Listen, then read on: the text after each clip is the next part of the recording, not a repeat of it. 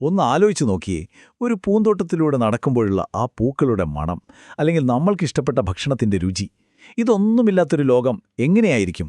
കാഴ്ചയും കേൾവിയും പോലെ തന്നെ വളരെ പ്രധാനപ്പെട്ട മറ്റു 3 ഇന്ദ്രിയങ്ങളുണ്ട്. അവയുടെ ആ അത്ഭുത ലോകത്തേക്കാണ് നമ്മളിന്ന് ഒരുമിച്ച് പോകുന്നത്. എപ്പോഴെങ്കിലും ചിന്തിച്ചിട്ടുണ്ടോ, ആദ്യമായി മഴ പെയ്യുമ്പോൾ മണ്ണിൽ നിന്ന് വരുന്ന ആ ഒരു പ്രത്യേക മണം അതെവിടെ നിന്നാണ് വരുന്നത്?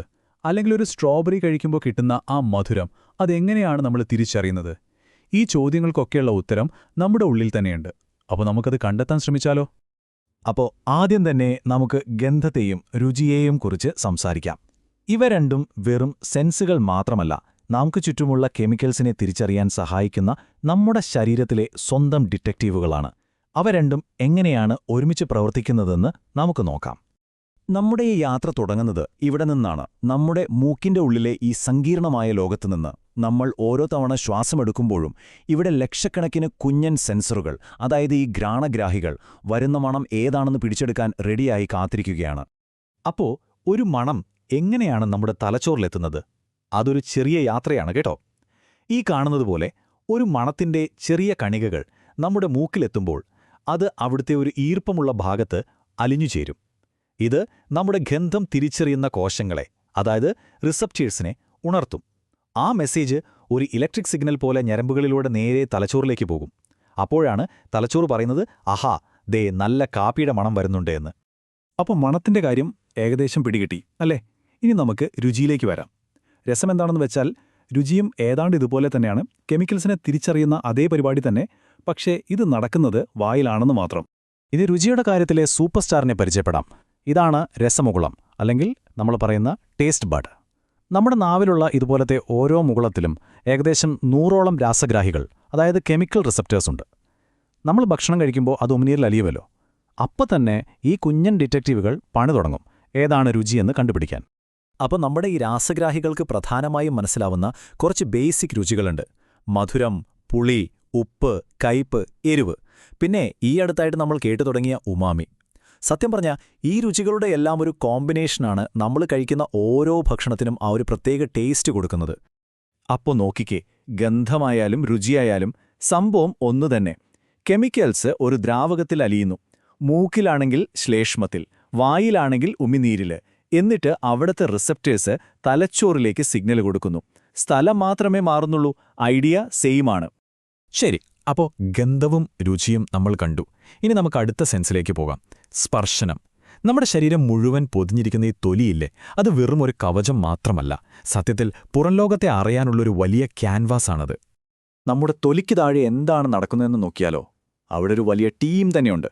ഓരോ തരം സ്പർശനവും തിരിച്ചറിയാൻ ഓരോ സ്പെഷ്യലിസ്റ്റുകൾ. ചെറിയൊരു പ്രഷർ അറിയാൻ ഒരാൾ, വൈബ്രേഷൻ അറിയാൻ വേറൊരാൾ, അങ്ങനെ ഓരോന്നിനും ഓരോ ആൾക്കാർ.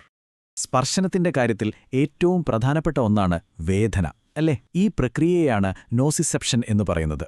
ശരിക്കും പറഞ്ഞാൽ നമ്മുടെ ശരീരത്തിന്റെ സ്വന്തം അലാറം സിസ്റ്റമാണത്. ഒരു ചൂടുള്ള പാത്രത്തിൽ തൊടുമ്പോഴേക്കും നമ്മൾ കൈവലിക്കുന്നത് ഓർത്തുനോക്കൂ. അത് ഈ സിസ്റ്റം പ്രവർത്തിക്കുന്നതുകൊണ്ടാണ്. ഇതില്ലായിരുന്നെങ്കിൽ എന്താവായിരുന്നു അവസ്ഥ, അല്ലേ? ഇതുവരെ നമ്മൾ സംസാരിച്ചത് മനുഷ്യന്റെ കഴിവുകളെക്കുറിച്ചാണ്. പക്ഷേ ഈ പ്രകൃതിയിൽ വേറെ എത്രയോ ജീവികളുണ്ട്. അവയുടെ ഇന്ദ്രിയങ്ങളുടെ ലോകം നമ്മളെ ശരിക്കും ഞെട്ടിക്കും. നമുക്ക് അതിലേക്കൊന്ന് എത്തിനോക്കിയാലോ? നമുക്ക് സങ്കൽപ്പിക്കാൻ പോലും പറ്റാത്ത ചില കഴിവുകളാണിതൊക്കെ. വവ്വാലുകൾ ഇരുട്ടത്ത് കാണുന്നത് ശബ്ദമുപയോഗിച്ചാണ്, എക്കോ ലൊക്കേഷൻ. അതേസമയം പാമ്പുകളോ, അവ നാക്കു പുറത്തേക്കിട്ട് വായുവിനെ രുചിച്ചാണ് ചുറ്റുമുള്ള ഗന്ധമറിയുന്നത്. എന്തൊരു വെറൈറ്റി അല്ലേ? ഇനി ആനകളുടെ കാര്യം എടുത്താലോ, ഇത് കേട്ടാൽ നമ്മൾ ശരിക്കും അത്ഭുതപ്പെട്ടു പോകും. 19 കിലോമീറ്റർ, അത്രയും ദൂരെയുള്ള വെള്ളം വരെ തുമ്പിക്കൈ വെച്ചു മണത്തറിയാൻ പറ്റും. അതുമാത്രമല്ല, നിലത്തുണ്ടാകുന്ന നേരിയ വിറയൽ പോലും കാലുകൾ കൊണ്ട് അവരറിയും. ഓരോ ജീവിക്കും അവരവരുടെ ലോകത്ത് ജീവിക്കാനുള്ള എന്തുമാത്രം കഴിവുകളാണ് പ്രകൃതി കൊടുത്തിരിക്കുന്നത്, അല്ലേ? ദാ ഈ നമ്പർ ഒന്ന് നോക്കിക്കേ, 30 കോടി. എന്തായിരിക്കും ഇത്?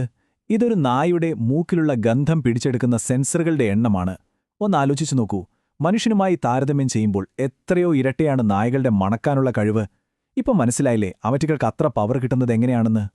അപ്പോ ഇത്രയും നേരം നമ്മൾ സംസാരിച്ചതിൽ നിന്ന് എന്താണ് മനസ്സിലാക്കേണ്ടത്? നമ്മുടെ ഈ ഇന്ദ്രിയങ്ങൾ എന്ന് പറയുന്നത് വെറും കണ്ണ്, മൂക്ക്, ചെവി, തൊലി അങ്ങനെയല്ല. അതൊക്കെക്കപ്പുറം നമ്മൾ ജീവിച്ചിരിക്കുന്നു എന്നതിന്റെ അനുഭവം തന്നെയാണത്. ഇവിടെ പറയുന്നതുപോലെ വെറുതെ ജീവിച്ചു പോകാൻ മാത്രമല്ല നമ്മുടെ ഇന്ദ്രിയങ്ങൾ. ഒരു പാട്ട് കേട്ട് ആസ്വദിക്കാനും നല്ലൊരു ഭക്ഷണം കഴിക്കുമ്പോഴുള്ള സന്തോഷത്തിനും പ്രിയപ്പെട്ടവരെ തൊടുമ്പോഴുള്ള ആ ഒരു ഫീലിനും എല്ലാത്തിനും കാരണം ഇന്ദ്രിയങ്ങളാണ്. ശരിക്കും പറഞ്ഞാൽ നമ്മുടെ ജീവിതത്തിന് നിറം കൊടുക്കുന്നത് ഇവരാണ്. അപ്പോ ഈ ഒരു ചോദ്യത്തിൽ നമുക്ക് നിർത്താം. നമ്മൾ ഇത്രയൊക്കെ സംസാരിച്ചു അല്ലേ?